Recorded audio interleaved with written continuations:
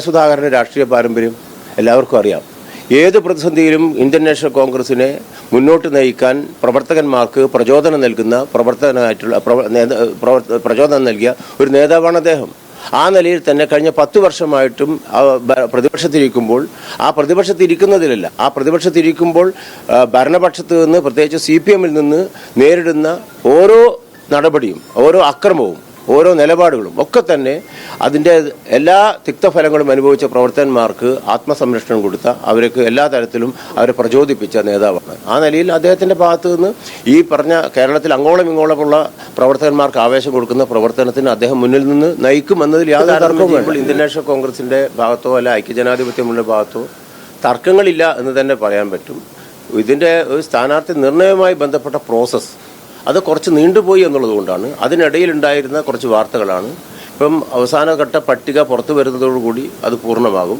ഇപ്പം നമുക്കൊക്കെ അറിയാം, മറ്റ് പാർട്ടികൾ ഇപ്പോൾ CPMൻ്റെ അല്ലെങ്കിൽ ഇടതുപക്ഷത്തിൻ്റെ മുഴുവൻ സ്ഥാനാർത്ഥികളെയും ഇനിയും പ്രഖ്യാപിച്ചിട്ടില്ല. BJPയുടെ പട്ടിക പകുതി മാത്രം മാറ്റി പ്രഖ്യാപിച്ചിട്ടില്ല. പലരും അവിടെ പ്രഖ്യാപിച്ചിട്ടില്ല. അപ്പം അങ്ങനെയൊക്കെ ഉള്ളതൊന്നും ആരും മാധ്യമങ്ങൾ കൂടുതൽ റിപ്പോർട്ട് ചെയ്യുന്നില്ല. UDFൻ്റെ കാര്യങ്ങളാണ് കൂടുതലായിട്ട് മാധ്യമങ്ങൾ റിപ്പോർട്ട് ചെയ്ത് ആ വിവാദത്തിലേക്ക് കൊണ്ടുചെന്ന് എത്തിക്കുന്നത് എന്നതാണ് എനിക്ക് തോന്നുന്നത്. ഈ പട്ടിക പുറത്തു വരുന്നതോടുകൂടി ഒറ്റക്കെട്ടായിട്ടുള്ള ഒരു പ്രവർത്തനത്തിലേക്ക് UDF പോകുക എന്നുള്ളത് തന്നെയാണ്. എങ്ങനെയാണ് ഈ പട്ടിക പുറത്തു വരുന്നതോടുകൂടി ഒറ്റക്കെട്ടായുള്ള പ്രവർത്തനത്തിലേക്ക് UDF പോകും? ഇതിനു മുൻപ് അങ്ങനെ ആയിരുന്നല്ലോ. സ്വാഭാവികമായും ഒരു ജനാധിപത്യ പ്രക്രിയക്കകത്ത് ചർച്ചകളുണ്ടാകും. ആ ചർച്ചകളുടെ ചില വിവരങ്ങൾ പുറത്തു വരുമ്പോൾ അത് മാധ്യമങ്ങൾ വലിയ വാർത്തയാക്കുന്നു. അത് സ്വാഭാവികമായും ചർച്ച നടക്കുന്നത് കൊണ്ടാണ് അങ്ങനെ. ഇപ്പം ചർച്ച നടന്ന് അതിനുശേഷം തീരുമാനം വന്നു കഴിഞ്ഞാൽ ഒറ്റക്കെട്ടായി മുന്നോട്ട് പോയ ചരിത്രവും പാരമ്പര്യവുമാണ് UDFനകത്തുള്ളത്. പ്രഖ്യാപിച്ച് സ്ഥാനാർത്ഥി നിർണയം കടന്ന് സ്ഥാനാർത്ഥി ഔദ്യോഗികമായി പ്രചരണം തുടങ്ങിയതിന് ശേഷവും സ്ഥാനാർത്ഥിയെ മാറ്റിയ ചരിത്രം നമ്മുടെയൊക്കെ മുന്നണിക്കകത്തും പാർട്ടിക്കകത്തും ഉണ്ടായിട്ടുണ്ട്. വടകരയിൽ ലീലാ ദാമോദര മേനോൻ എല്ലാം നടത്തി ചവരെടുത്ത് നടത്തി പ്രചരണം നടന്നുകൊണ്ടിരിക്കുമ്പോഴാണ് തിരിച്ചു വിളിച്ച് KP ഉണ്ണികൃഷ്ണനെ സ്ഥാനാർത്ഥിയാക്കിയത്. അദ്ദേഹം വലിയ ഭൂരിപക്ഷത്തിലാണ് ജയിച്ചു. നമുക്കറിയാം 2001 പേരാവൂരിൽ AD മുസ്തഫ അവിടെ KP നൂറുദ്ദീൻ സാഹിബിനെ സ്ഥാനാർത്ഥിയായി പ്രഖ്യാപിച്ച് പ്രചരണം പോസ്റ്റർ വരെ അടിച്ചതിന് ശേഷമാണ് അത് പിൻവലിച്ച് പിന്നീട് AD മുസ്തഫയെ സ്ഥാനാർത്ഥിയാക്കിയത്. വലിയ ഭൂരിപക്ഷത്തിന് ജയിച്ചു. അപ്പം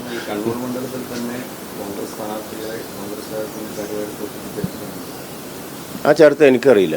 നിങ്ങൾക്ക് അത്തരം അങ്ങനെ നിങ്ങൾ ആ കാലുവാരി തോപ്പിച്ചു എന്നൊക്കെ പറയുന്ന ഒരു ശൈലി എനിക്ക് ഉൾക്കൊള്ളാൻ പറ്റുന്നതല്ല. ഏതായാലും ചിലപ്പോൾ തെരഞ്ഞെടുപ്പിൽ വിജയവും പരാജയവും ഉണ്ടാകും. ഞാനിവിടെ പറയുന്നത് നമ്മുടെ വിജയത്തെക്കുറിച്ചാണ്. ആ വിജയത്തിന് എല്ലാവരും ഒറ്റക്കെട്ടായി ഒരേ മനസ്സോടെ ഐക്യജനാധിപത്യ മുന്നണി ഉണ്ടാകും. അത് ഉണ്ടാകേണ്ടത് അനിവാര്യമായ ഒരു കാര്യമായിട്ട് ഓരോ പ്രവർത്തകനും ചിന്തിക്കുന്നു. കാരണം ഇവിടെ നമുക്കറിയാം, ഈ വികസന രംഗത്തുമായിട്ട് ശ്രദ്ധിച്ചാലും അതല്ലെങ്കിൽ 10 വർഷത്തെ ഇടത് ദുർഭരണത്തെക്കുറിച്ച് ആലോചിച്ചാലും എല്ലാ മേഖലയും സർവ്വമേഖലയും പരാജയപ്പെട്ട ഒരു ഗവൺമെൻറ്റാണ്.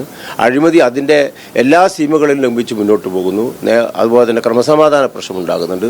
ഓരോ ഘട്ടം നമ്മൾ ആലോചിച്ച് നോക്കിയിട്ട് കഴിഞ്ഞ ദിവസം 5 KSUക്കാർ ഒരു കറുത്ത തുണി വീശി എന്നതിൻ്റെ പേരിലാണ് അവർ ഏകദേശം 15 ദിവസം ജയിലിൽ കിടക്കേണ്ട സ്ഥിതിവിശേഷം ഉണ്ടായി. വധശ്രമത്തിനാണ് കേസെടുത്തത്.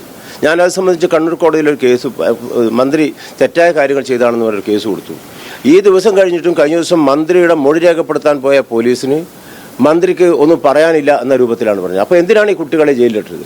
അതിനകത്ത് ഫർദർ ഇൻവെസ്റ്റിഗേഷന് ഗവൺമെൻറ് സമീപിച്ചപ്പോൾ ഗവൺമെൻറ് അദ്ദേഹം എനിക്കൊന്നും പറയാനില്ലാതെ. അപ്പോൾ സ്വാഭാവികമായും അവരെ കുറച്ച് ദിവസം ജയിലിലടക്കുക എന്ന ദുഷ്ടബുദ്ധിയാണ് മന്ത്രിയുടെ ഭാഗത്തുനിന്നുണ്ടായത്.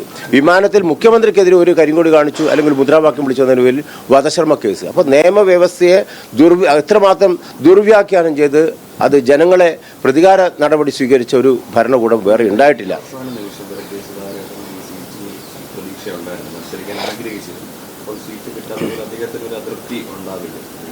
അത്തരം കാര്യങ്ങളിലൊന്നും അഭിപ്രായം പറയേണ്ട ആൾ ഞാനല്ല. അപ്പോൾ നിങ്ങൾ പറയുന്ന വ്യാഖ്യാനിക്കുന്ന കാര്യത്തെ ഞാനൊന്ന് വീണ്ടും അത് വിശദീകരിച്ച് പറയാനാണ്. അപ്പോൾ സ്വാഭാവികമായും പാർട്ടിക്കകത്ത് പല ചർച്ചകളും ഉണ്ടായിട്ടുണ്ടാകാം. അതായത് ആഗ്രഹം പ്രകടിപ്പിച്ചു. അതൊക്കെ നേതൃത്വ രംഗത്താണ്. ഞാൻ പറഞ്ഞല്ലോ, സുധാകരൻ്റെ രാഷ്ട്രീയ പാരമ്പര്യം എല്ലാവർക്കും അറിയാം.